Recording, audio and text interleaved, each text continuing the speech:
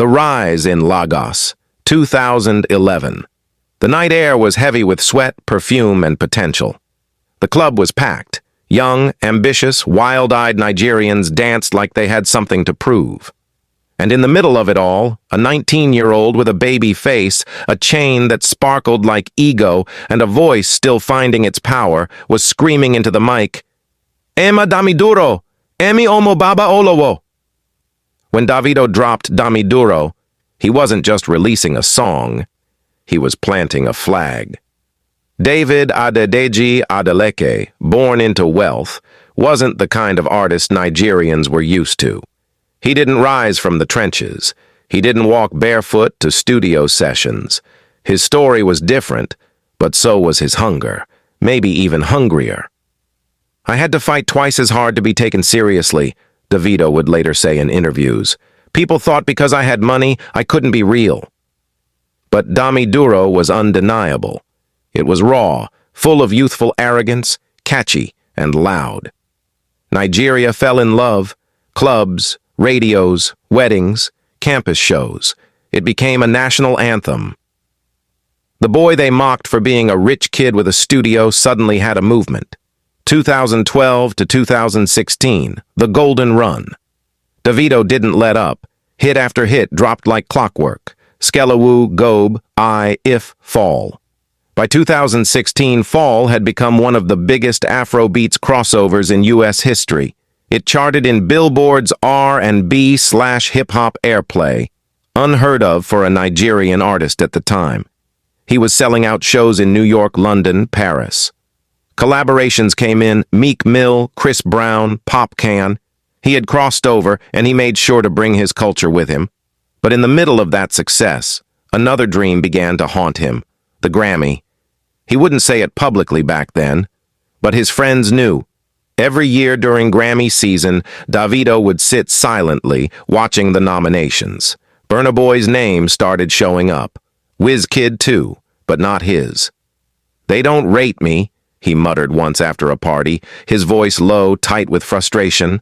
"All the work, all the hits, but it's like I'm invisible to them." He never said it again. The Struggles in 2017 Fall was playing in a Miami club. White kids were singing the lyrics. An A&R from RCA Records leaned over the table and offered Davido a deal: American distribution, global access. To many, that was the mountaintop. But Davido felt the weight more than the glory. That year, Burna Boy was buzzing underground. WizKid had just done Come Closer with Drake. Afrobeats was global now, and suddenly Davido, the certified hitmaker, felt boxed in. "You make great club records, but where's the message?" a European journalist once asked him. It stuck in his head for months. The truth was, Davido had the charts, but not the critical acclaim. He dominated Nigeria, yes, but outside? The West still saw him as the flashy one, the commercial one. He hated that word. 2018, the pain behind the fame. That year was supposed to be his. FIA was burning up charts. He'd become the unofficial face of Afrobeats on college campuses worldwide, but something more personal would shake him. He lost a close friend, DJ Olu, then another, Tagbo. Within a few months, the headlines shifted from music to mourning. People whispered, rumors swirled. Davido stayed silent. He still showed up at shows, but he was different. He smiled less. He posted less. And his music took a darker tone. Assurance, meant to be a love anthem, came with a bitter undertone. He started losing interest. "The Grammy is not for people like me," he said quietly in an interview with a Lagos paper. "It's politics." 2019, Burna's nomination. Then came the gut punch. Burna Boy's African Giant was nominated for a Grammy. Davido congratulated him publicly, of course, tweeted the emoji, sent a DM, but in private, he shut off his phone. Didn't come online for 3 days. "I couldn't even be mad," he confessed to Asa Asaka, his manager. "The album was incredible, but it burned. It really did." WizKid got a Grammy nod soon after, courtesy of Beyoncé's Brown Skin Girl. Davido, despite topping charts, remained unseen. He began questioning everything. Was he too loud, too commercial, too mainstream? People online called him the king of local hits. Some even said he would never win a Grammy because he doesn't have substance. Davido wanted to scream, but instead, he got quiet. 2020, a better time? When the world locked down, Davido turned inward. The result? A better time. A solid album featuring Nicki Minaj, Nas, Young Thug, sonically polished, thematically mature, but critics said it lacked soul. Grammy didn't look its way.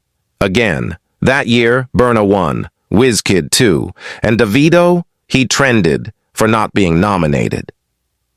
The breaking point. By 2021, Davido was exhausted. The pressure, the comparisons, the loss of his close bodyguard, Obama DMW, crushed him. He started tweeting strange things.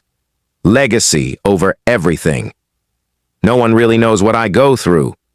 His fans rallied, but the industry moved on.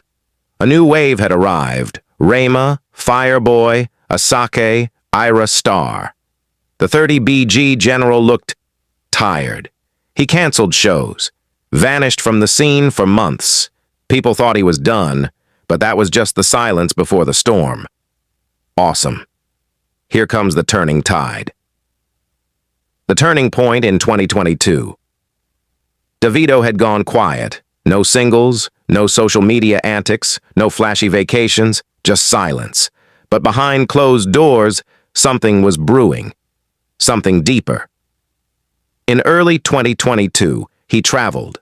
Ghana, South Africa, London. But this time, not for parties.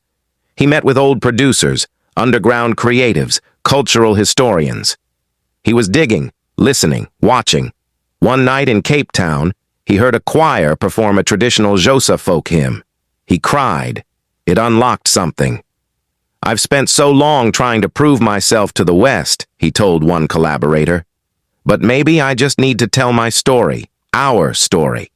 And so began Legacy, an album unlike anything Davido had ever made.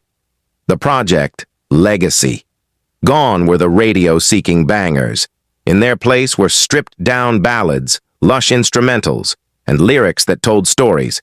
His mother's death, his struggles with fame, even his envy of peers. He worked with Angelique Kidjo, reached out to a rising Senegalese kora player. He even brought in a 72-piece orchestra for a track about his late son. One song, Olowo's Cry, was recorded in one take. It was raw, vulnerable, haunting. The first time his team heard it, they were silent. "You finally told the truth," Asa said quietly. "This is the one." 2023. The tease. When he announced Legacy, fans were skeptical. Was it going to be another pop project with fake depth? A PR stunt? But when the first single dropped, Echoes of Ife, everything changed. The song opened with talking drums, a Yoruba griot's chant, and Davido's voice, stripped of auto-tune, trembling as he sang about his great-grandfather's village. It wasn't a hit, but it was a statement. The video, shot in monochrome with Davido walking barefoot through a rain-drenched forest, went viral. People called it the most human he's ever been, the documentary. To push the album's message, Davido released a documentary, Legacy, More Than Music. It featured interviews with his father, siblings, late friends' families, producers, and even former critics. "I thought he was just noise," one music blogger admitted, "but this is art." The doc debuted at Sundance, then Netflix picked it up. Suddenly, the tide shifted, the global talk. Rolling Stone wrote a feature. Davido is done playing safe. Pitchfork gave Legacy an 8.7. Trevor Noah hosted him on The Daily Show, where Davido spoke softly, sincerely about pain, growth, and purpose. "What do you want now?" Trevor asked. Davido paused. "I want peace, and if the Grammy comes, let it come as truth, not reward." The internet exploded. And the Recording Academy? They were listening. The climax. It was a Monday afternoon when the Grammy nominations dropped. Davido was in Lagos, in the backyard of his father's Banana Island home. No cameras. No crowd. Just a quiet moment with a bottle of water in one hand and his phone in the other. The notifications started popping. Best Global Music Album, Legacy, by Davido. Best Global Music Performance, Oluo's Cry, by Davido. He stared at the screen. For a moment, he said nothing. Asa, we did it. His manager didn't respond. Asa had gone quiet on the other end. Then, slowly he whispered, "My guy. Grammy. Grammy." They both laughed. Then cried. The internet erupted. Davido finally nominated. #Grammy for OBO began trending worldwide. Burna Boy tweeted a handshake emoji. Wizkid dropped a subtle congrats post on IG stories. Just a photo of Davido and the statue of the Orisha Ogun, god of war and music. The energy shifted. People who once trolled him praised him. Critics who never rated him admitted they'd slept on his evolution. Davido didn't post anything for 24 hours. When he finally did, it was a photo of his mother. The caption read, "I told you I'd make you proud. This one's for you, mama." January 2024, the campaign. The lead up to the Grammys felt like a whirlwind. Davido was invited to perform Oluo's Cry at a Grammy pre-show benefit in New York. He performed it wearing all white, barefoot, with a choir of Nigerian children behind him. It left the room speechless. Even the New York Times wrote, "Davido reminded the world that Afrobeats has soul. And that courage sounds like home." Billboard predicted he would win. But Davido had learned by now, expect nothing. Give everything. Grammy night, February 4th, 2024. Staples Center, Los Angeles. Davido wore a custom-made agbada stitched with his mother's name in Yoruba script. His father was seated beside him. His uncle, Governor Adelik, was there too, dancing in the aisle, unapologetically proud. In the Best Global Music Performance category, he lost. The camera cut to his face. He clapped. People online were outraged. He was robbed. But Davido? He knew what mattered most was still ahead. Then came the final announcement. Best Global Music Album goes to Legacy by Davido. He didn't move at first. Asa nudged him. He stood. The crowd rose with him. Burna clapped. Wizkid smiled. Davido walked up to the stage. No entourage. No theatrics. Just him. He took the mic. This is for every Nigerian who's ever been told they were too loud, too local, too much. This is for my mother. For every corper serving their country in the dark. For everyone who's ever had to choose truth over applause. He paused. I almost gave up. But you can't bury fire. All right, let's bring it home. The victory of Davido. Davido didn't go to the after-party. He left the Staples Center, holding the gold gramophone in his hand like it was a newborn child. There was no crowd around him, just Asa, 2 security men, and silence. When they reached the car, Davido sat in the back seat and stared at the trophy for a long time. He laughed quietly, then shook his head. All this time, he whispered. All this time. The world reacts. In Lagos, the streets lit up with firecrackers. From Surulere to Banana Island, bars played Oluo's Cry on repeat. Even people who weren't fans danced that night. Because this wasn't just a win for Davido. It was a win for everyone who'd ever been overlooked, counted out, told they were too Nigerian to matter globally. On Twitter, the conversation was emotional. He didn't change to fit the world. He made the world turn to see him. From Dammy Duro to Legacy. What a run. He lost friends, fame, and faith. But he never lost his fight. Wiz, Burna, Davido. Different paths, same destiny. Africa to the world. Even international media took notice. Time magazine featured him in a special cover, The Unstoppable Sound of Davido. CNN ran a headline, After a decade of hits, Nigeria's Davido claims Grammy Gold. Trevor Noah posted a photo with him backstage, captioned, That boy finally did it. A return to Nigeria. When Davido returned home, the welcome was biblical. The airport was packed with fans. Soldiers and NYSC Corps members formed a guard of honor.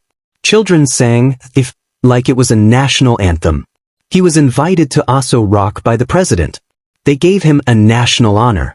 But when asked what mattered most, he simply said, "Going back to that village where I almost gave up." The village. The statue. Thank you, listeners. This story is to be continued in next part. Thank you watching. Make sure you like and subscribe. Don't forget to turn on your notification bell for newly created content.